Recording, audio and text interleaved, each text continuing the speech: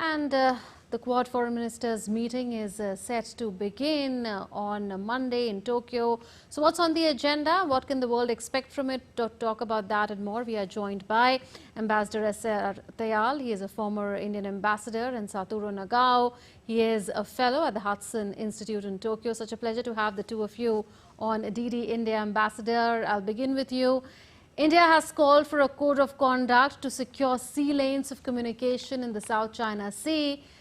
Though Quad is not an anti-China grouping, do you expect discussions on these lines at the Quad Foreign Ministers meeting on Monday? Besides other things, since freedom and openness of the Indo-Pacific region is a common concern of the Quad partners.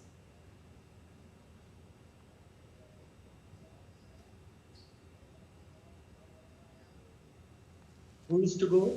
Yes, Ambassador, please go ahead. These four foreign ministers of Quad countries, India, Australia, Japan, and India, yeah. US met in September last year. And since then, the security situation in Indo-Pacific has deteriorated. There have been heightened tensions around Taiwan. China has been very aggressive in South China Sea and has been intimidating Philippines, and it is a cause of concern. And also, China has been increasing its footprint in Pacific Island countries. All these things are cause of concern for the democracies of Indo-Pacific, the four major democracies which are in Quad. But repeatedly, it has been said by all four members of Quad that it is not a security-related grouping. And it has a more comprehensive agenda, how to strengthen the capacities of Indo-Pacific nations so that peace and tranquility prevails and the sea lines of communication remain open all over Indo-Pacific. Our agenda is very vast. It has become more active since 2017 with a lot of political, strategic and economic investment by the four members. But they, foreign ministers, will be taking a long-term view. Because America is going through its election cycle, so one should not expect some very major decisions from this meeting, but in stock taking of what all has been achieved, and some areas have been mentioned like economic infrastructure, humanitarian assistance, maritime domain issue, strengthening the network and internet connectivity of all the countries in Indo-Pacific, and making the countries, particularly small island countries of Indo-Pacific, more aware of maritime situations, maritime concerns, maritime dangers which can arise. So agenda is vast, and it is perhaps more a stock taking and taking a roadmap for the future. Absolutely. So like you said, it's a wider agenda and there is likely to be stock taking. Not major decisions should be expected. After all, it's a foreign ministers meeting and America is going through an election cycle. The results will only be known later. Well, Mr. Nagao, issues of non-traditional security have become equally, if not more important than traditional aspects of security, a point the ambassador was mentioning. Is non-traditional cooperation in the Quad's greatest asset, would you say? For example, the Quad's health security partnership that promotes resilience against future health crises, or even combining capacities in critical and emerging technologies, infrastructure, connectivity, space and cybersecurity, besides, of course, the challenges that are there in the maritime domain. Yes, non-traditional security is also important because the Quad is a strategic cooperation. But Quad, originally this was happened when the Prime Minister Shinzo Abe of Japan introduced this idea in the Indian Parliament in 2007 in his address, which called Conference of Two Seas. mentioned the cooperation with US and Australia. So that was the first time as a public statement he mentioned about the Quad. That's right. Yeah. And so at that time, it is clear that this is a strategic cooperation against China. Because when we see the Indo-Pacific and when we pointed out the great powers, except China, we can count 4 countries, which is Quad. So that's why this strategic cooperation is competition with China. The purpose is competition with China. So in this case, traditional security and non-traditional security both are very important. For example, the maritime security, not only the threat came from the naval ship of the one country, but also we are facing the pirates. And the climate change issue, supply chain related to economy, which do not rely on China, is also included.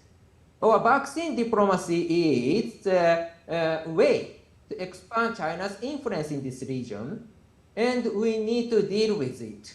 So traditional security mainly focusing on military, but the non-traditional security area covers all of the other area as a strategic issue. So that's why the non-traditional security is also important. How to support small countries is how to persuade this small country to our side. So that is very important. I should stop the reply because I should not talk forever. Thank you. Right. Ambassador, how do you respond to what Mr. Nagao is saying, that this is pretty much about strategic cooperation with China, besides, of course, cooperation in non-traditional areas? Also, since the US presidential polls are approaching, we may recall that the Trump administration revived interest in the Quad around 2017. You were referring to 2017 earlier. Biden administration later chose to persist with the focus on Quad. So is Quad one of the many bipartisan continuities that are visible in Washington?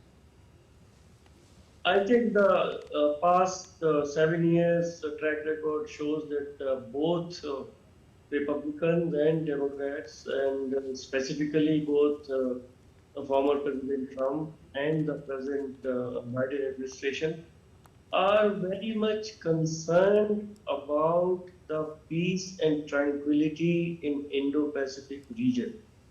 And all the democracies, even in Europe, and they all recognize that the threat to this peace and tranquility is really coming from one country, and that is China.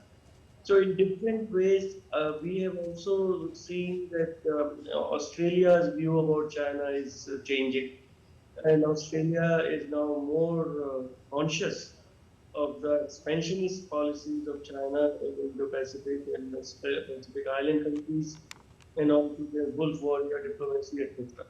Japan has always been very concerned about China's expansion, and so has been India.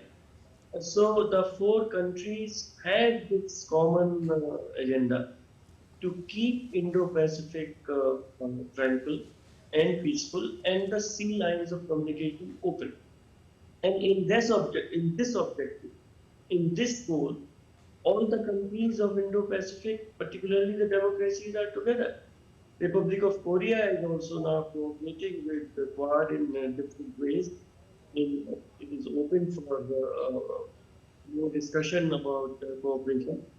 And the issue now perhaps more is of capacity building of small island states, and perhaps the outcome after this meeting tomorrow in Tokyo of the Quad foreign ministers, perhaps the outcome would be more in non-traditional threats and security issues like terrorism. There is a working group on to counter terrorism. There is a working group on health, and so it is a preparation for future, both to counter traditional security issues and non-traditional security issues. Okay. And as a watcher from Tokyo, Mr. Nagao, we know that India is expected to host the Quad Summit later this year. What role do you see India playing as its host? Of course, India is the core part of the Quad because without India, Japan do not need the new concept like Quad because both Japan and Australia are former US ally, treaty-based ally. So this means that there are plenty of chances to cooperate. But India is newcomer, and because Japan wants to cooperate with India, we need a Quad. So that's why India is the most important country in the Quad. And in this case, India covers a wider area of strategic issue, including the traditional military issue. And in case of South China Sea, this year, this is a very hot topic because China escalates the activity in the South China Sea, especially against Philippines. Under such kind of situation, Japan will deploy our forces to the Philippines. We are planning as a rotation basis, and Australia is also deploying the military forces around the South China Sea to support Philippines. But in case of India, this is most important because India exports BrahMos missile, supersonic missile to Philippines, and this is the most strongest weapon for Philippines to deal with China's naval ships. So that's why, indeed, India's contribution in the South China Sea is very big now. Because of this, India will be the host of the Quad-ish country, even if on surface, Quad is not against China. Quad is not a military alliance. Even if such kind of situation, indeed, Quad is a very core part in the military issue, and to deal with China, this is the core issue, and India's lead of the Quad meeting will be the core part, how to deal with China. Thank you. Okay. We'll take that to you as well, Ambassador. What expectations do you have from India hosting the Quad Summit later this year? And do you expect the relevance of Quad as a grouping to grow too, and it becoming a bigger factor in geopolitics and policy beyond the region? Quad is already a very important factor in geopolitical calculations of all major powers. And India does not join any security alliance, that is our policy. But we do coordinate our security interests and strategic with our strategic partners, and all three members of Quad are our strategic partners. So there will be a lot of things happening by way of exchange of information and planning for the future. That is one part. Second, there could also be some kind of division of responsibility, that sharing of responsibility also, where India perhaps should focus more on Indian Ocean and the sea lanes and the communication, the security and tranquility of Indian Ocean, whereas Australia, Japan, and US could perhaps focus more on the Pacific side. India is doing its bit. India has very clearly declared its support for the position of Philippines in UNCLOS and the claim of Philippines, which has been endorsed by UN Council of Law of the Seas, and also the BrahMos missiles which have been supplied to Philippines. They really are a big help and support to strengthen the defense of Philippines. So a lot of things will happen, but which will not perhaps come in the public domain. But there is a common concern about expansionist China, and the threats again. China has threatened the Philippines, so that there will be some retaliation in case Philippines does not adhere to some agreement.